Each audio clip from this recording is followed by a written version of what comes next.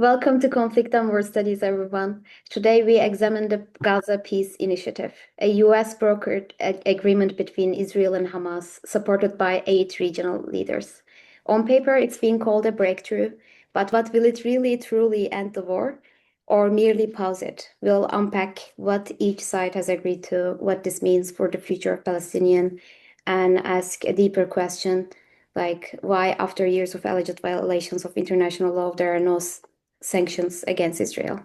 We are once again joined by retired Brigadier Ufuk Uras. General, welcome to the show. Thank you. The United States and several regional partners have announced what they call a phased peace plan for Gaza, right? Can you walk us through how this deal was reached and what each side has actually committed to do so far? I think it was on January this year. President Trump proposed a plan which envisioned to transform Gaza into a Riviera. But this was rejected because, according to this plan, the Gazans would be sent to other countries and the Gaza will be rebuilt, reconstructed by the United States. This was not accepted. For this reason, President Trump revised his plan and proposed his plan to regional leaders during the 80th United Nations General Assembly meeting. It was agreed in principle. Then he shared the plan with Netanyahu. There were some changes in the plan, and it was announced with a press conference by President Trump and Netanyahu. So that started the process. There were some issues regarding the ceasefire. It is indeed the initial phase of the plan. The ceasefire conditions were negotiated in Egypt by the participation of representatives from some countries like Qatar, Turkey, maybe a few others. Ceasefire terms were agreed by Israel and Hamas. And now the ceasefire has already activated. Israel forces, according to ceasefire agreement, have already started withdrawal from some parts of Gaza. They haven't fully completed their withdrawal yet. The humanitarian operations are about to start under the coordination of the United Nations. Palestinians have also started moving to north to their houses, but there are no houses left because 80% of the buildings were destroyed by Israeli military forces during the 2-year operation. I see. So this is the situation. This is only a ceasefire. It's not a peace agreement yet. There are 20 articles in the peace plan, and each has to be negotiated by the parties. So, in practical terms, does this represent a full ceasefire or just a conditional truce that could collapse if either side claims a violation? It's a delicate situation. The parties, I mean Israel or Hamas, may violate the ceasefire. There is a task force to monitor the implementation of the peace plan. The United States, Turkey, Egypt, Qatar, maybe a few countries are represented in this task force. I hope it works. I mean, because it would at least help alleviate the human suffering in Gaza.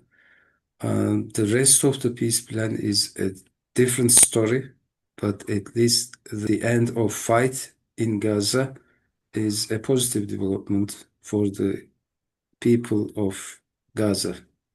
Yes.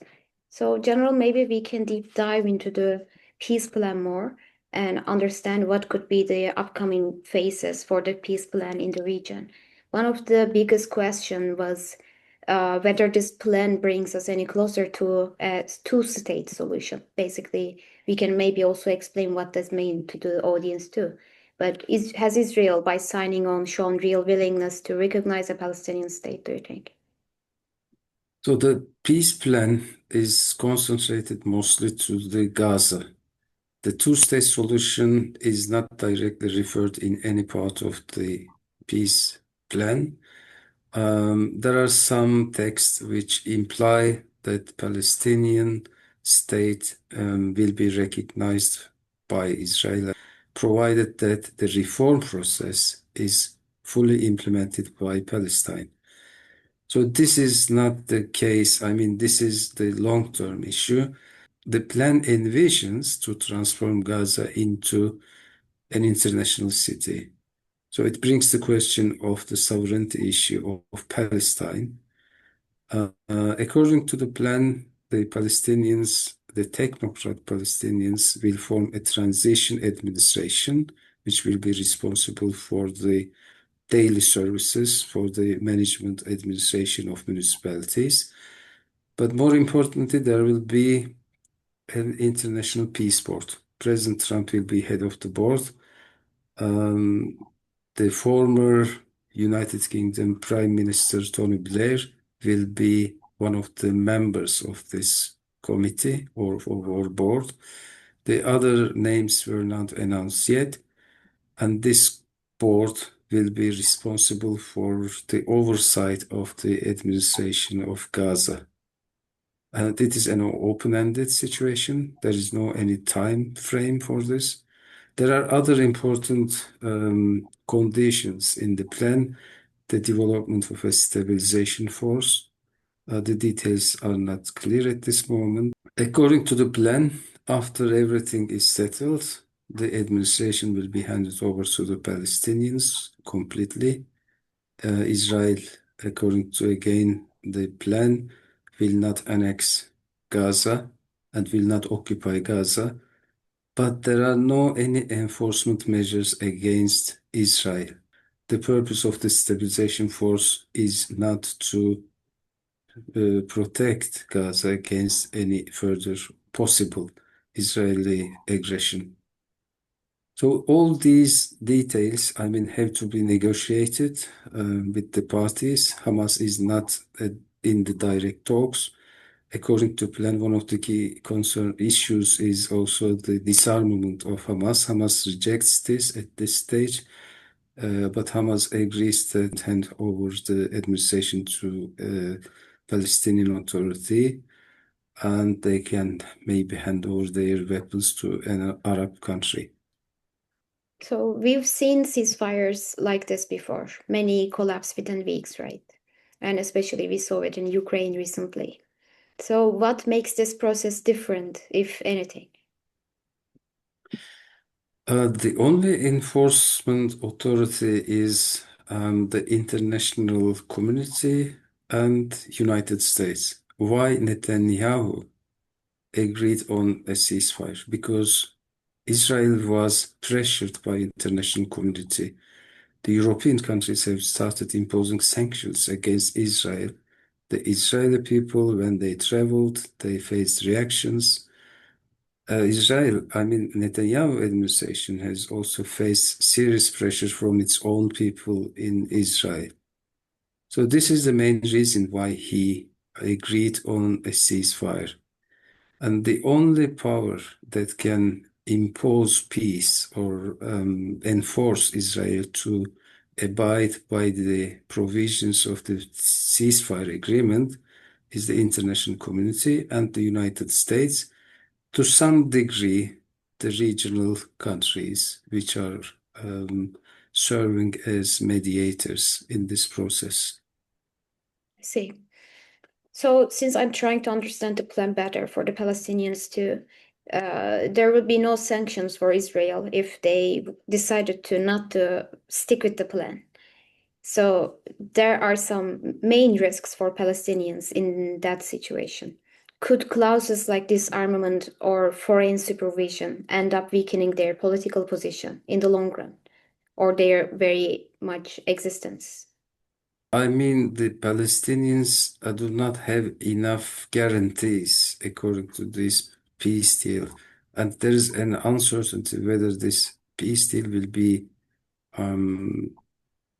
be transformed into a UN Security Council resolution. If it becomes a UN Security Council resolution, the enforcement can be stronger for the parties.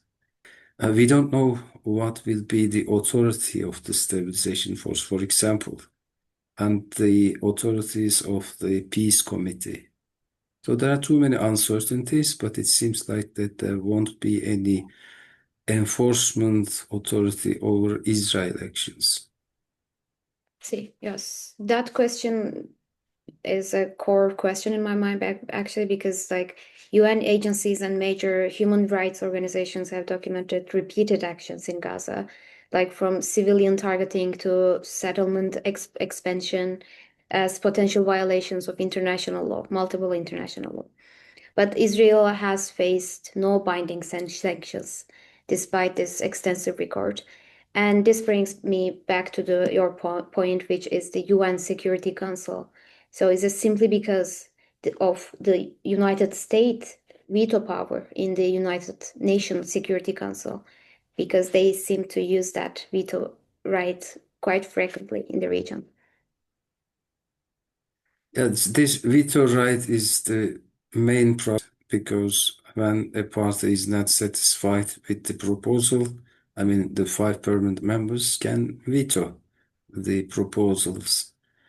So it blocks the function of the United Nations. And another point is the resources. The United Nations doesn't have a standing military force. The United Nations doesn't have financial resources. It is provided by the member nations and mostly the rich countries. There are also other administrative problems of the United Nations, and it has become an ineffective organization. European Union wants to be also involved in the process, both in the governance of Gaza, and I guess they also want to be involved in the stabilization force. Do you believe the United States, Qatar, Egypt, I don't know, the representative countries have enough diplomatic leverage to keep both sides at negotiation table once this first phase ends and like continuing with the next phases? I think they did their best to reach a ceasefire. They persuaded Hamas to agree on the terms, and they also pressure the United States to some degree that the United States can impose conditions to Israel. But more importantly, as I said, the peace deal articles are the key, and the regional countries should do their best to protect the rights of the Palestinians and the sovereignty of the Palestine state. They should not give up from the recognition of two-state solution. I see, General. To me, even as diplomats talk of peace, the global system still seems to tolerate impunity. And this dynamic was visible again just a couple of days ago. Activists aboard the Sumut flotilla carrying humanitarian aid to Gaza were detained by Israeli forces in international waters. So, from a legal standpoint, was that operation lawful at all? It's totally unlawful. First of all, they are not pirates, they are not terrorists or traffickers. For this reason, Israel does not have any right to detain those people. In times of blockade enforcement, I mean, Israel has been enforcing blockade to Gaza for many years. They cannot deny the access of people to basic needs like food, water, and medical support. Israel has violated international law by preventing the Gazans to access to basic needs and detaining the civilians, unarmed civilians, in international waters. And furthermore, the Israeli security forces and law enforcement agencies have committed misbehavior and violent actions against the activists. So, like someone like me reading the news about this, I'm just talking I'm just thinking like how Israel being able to do this even at the first place, right? Because there should be some kind of enforcement tools. So, what enforcement tools actually exist to hold Israel accountable for actions committed beyond its borders? There are some mechanisms. For example, there is now a arrest warrant about Netanyahu and the former defense minister issued by the ICC, International Criminal Court in Netherlands. If they travel to a country, they have to be arrested. I don't say that there is no any mechanism, but the mechanisms, even if they work, there is no enforcement, real enforcement power. And if there is a power which can deter and coerce the Israel to abide with international law, then definitely Israel will do it. And the only power that can do it is the United States, but even the United States cannot coerce Israel to abide with international law. So, General, lastly, I would like to ask you about the future of the people living in Gaza right now. So they have been suffered a lot, but what are the real upcoming scenarios for them living in this Riviera of Gaza? It seems that the Gaza will be an international city. It will be a city for rich people. The poor Palestinians may find job opportunities. They can work for the businesses that are going to be established in Gaza. But it is a kind of new colonization model, I guess. I mean, the international powers, states, companies, rich people are going to colonize Gaza, and the poor people of Gaza will work for them. So they will lose maybe their sovereignty. It is unclear whether the Palestinian Authority, the Palestinian state, will have the power to administer Gaza, or will they be allowed to do so? Yeah. And there are too many questions about the future of Gaza. So I genuinely hope that there will be some opportunities for Palestinian people to invest their own economic growth, economic manufacturing, and building their own system. So, general ceasefires can stop the guns, but peace demands something deeper, justice, right? So, until international law applies equally and human lives are valued equally, any agreement actually risks being only another intermission in a much longer tragedy, the tragedy that we're seeing in the Middle East for a long, long time. So, these were all my questions. Thank you so much for joining me on this program.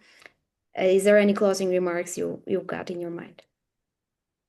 Uh, Thank you for the invitation. And finally, I can say that the regional countries should do their best to protect the rights of the Palestinians, both in Gaza and also in West Bank and East Jerusalem.